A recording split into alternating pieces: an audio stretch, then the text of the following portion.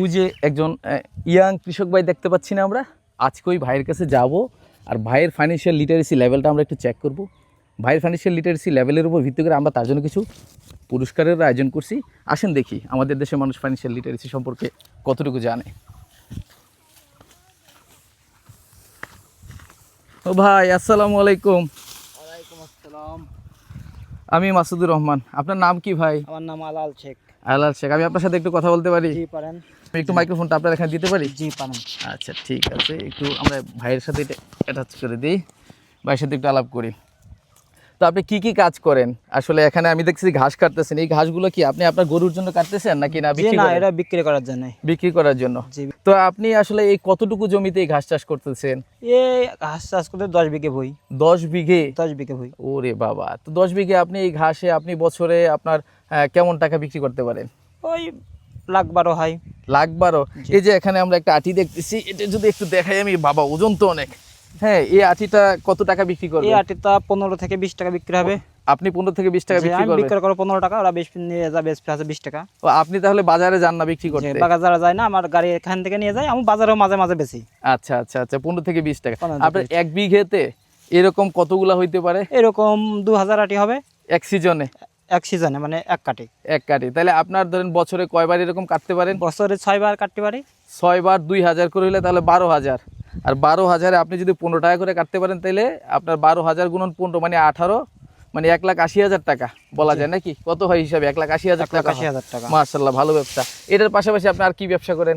আছে যে রসুন লাগাইছি, ভেন্ডি আছে, পেঁয়াজ আছে। এগুলো কি আপনারই জমি? এগুলো আমাদের জমি। আপনার নিজের জমি না আপনি ভাড়া নেন বা লিজ নেন? কট নেওয়া বই। কট নেওয়া না? লিজ আছে। আচ্ছা আচ্ছা আচ্ছা, তো আপনি সন্তুষ্ট মোটামুটি। জি। তো বছর শেষে আপনি যদি এক বিঘেতেই, আমি হিসাব করলাম কত, 1,80,000, তাহলে আপনি কয় 10-12 বিঘে এরকম ঘাসের জমি আছে, পাশাপাশি পেঁয়াজ আছে, পেঁয়াজ আছে, তাই না? রসুন আছে। আচ্ছা আচ্ছা, মাশাআল্লাহ মাশাআল্লাহ। তো আপনি ইনকাম ভালো করতেছেন। এখন ভাই, আপনি যে ইনকাম করতেছেন, সুস্থ আছেন, পরিশ্রম করতে পারতেছেন, জি। কিন্তু একটা সময় আসবে আপনি বয়স হয়ে যাবে আপনার, তখন আর এই পরিশ্রম করার মধ্যে কি আপনার আসলে শক্তি থাকবে? সব সময় তো থাকবে না। থাকবে না, অসুস্থতা হইতে পারে, বয়স হয়ে যাইতে পারে।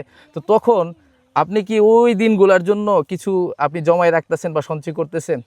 সঞ্চয় তো করাই লাগবে, না করলে তার হবে না। না, হবে না, ঠিক আছে। কিন্তু আমি মানুষকে সঞ্চয় করার জন্য এর জন্যই বলি, কারণ বিপদের সময় ওই টাকাটা, মানে পরিশ্রমটা, আজকের যে পরিশ্রমটা, গায়ে জোর আছে আপনি আয় করতে পারলেন, কিন্তু যেই টাইমটাতে গিয়ে আপনার গায়ে জোর নাই, তখন তো আয় করতে পারবেন না, তখনও তো আপনাকে চলতে হবে, সংসার চালাইতে হবে, তাই না? জি। তো এর জন্য কিছু কিছু অল্প অল্প করেও সঞ্চয় করতে হবে। জি। সঞ্চয় করার জন্য সবচেয়ে ভালো জায়গা কোনটা জানেন? ব্যাংকগুলো, আমাদের দেশে যে ব্যাংকগুলো আছে। জি। তো আপনাকে আমি কয়েকটা প্রশ্ন করি, যদি পারেন উত্তর দিতে, তাহলে আমি এখান থেকে আপনাকে টাকা দিব, ঠিক আছে? জি। আচ্ছা ঠিক আছে, আপনি বলেন তো, আমাদের দেশে তো অনেকগুলো ব্যাংক আছে, প্রায় 60টার বেশি ব্যাংক আছে, হ্যাঁ? জি। আপনি 5টা ব্যাংকের নাম বলেন, তাহলে আমি এখান থেকে আপনাকে 500 টাকা দিব। কৃষি ব্যাংক।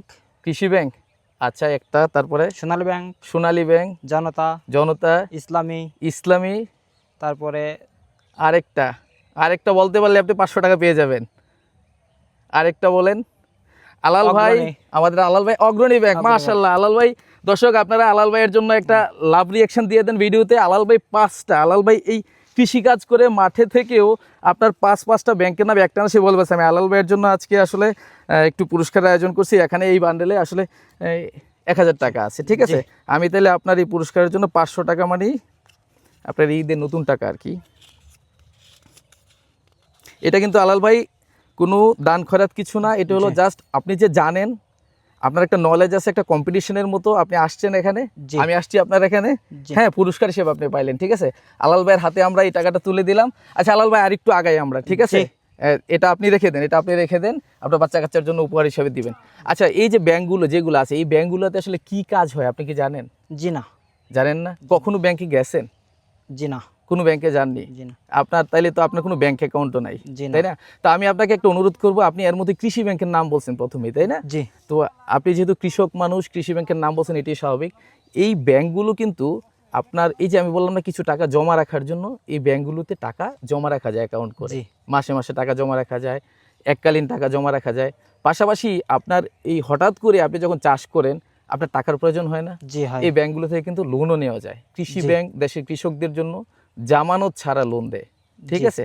আপনার আশেপাশে এখানে যদি ব্যাংকের ব্রাঞ্চ থাকে, আপনি যাবেন, গিয়ে ব্যাংকের যে ম্যানেজার, তার কাছে আপনার অবস্থাটা তুলে ধরবেন, এবং আপনার যখন লোনের প্রয়োজন হয় আপনি অন্য কারো কাছ থেকে লোন না নিয়ে আমার অনুরোধ থাকবে ব্যাংকে যাবেন। এতে কি হবে, আপনি স্বল্প রেটে আপনি লোন পাবেন এবং আপনার কাজটা আপনি আগায় নিয়ে যেতে পারবেন। জি। ঠিক আছে, তো থ্যাংক ইউ আলাল ভাই, ভালো থাকবেন। সবার জন্য আমাদের জন্য দোয়া করবেন। জি।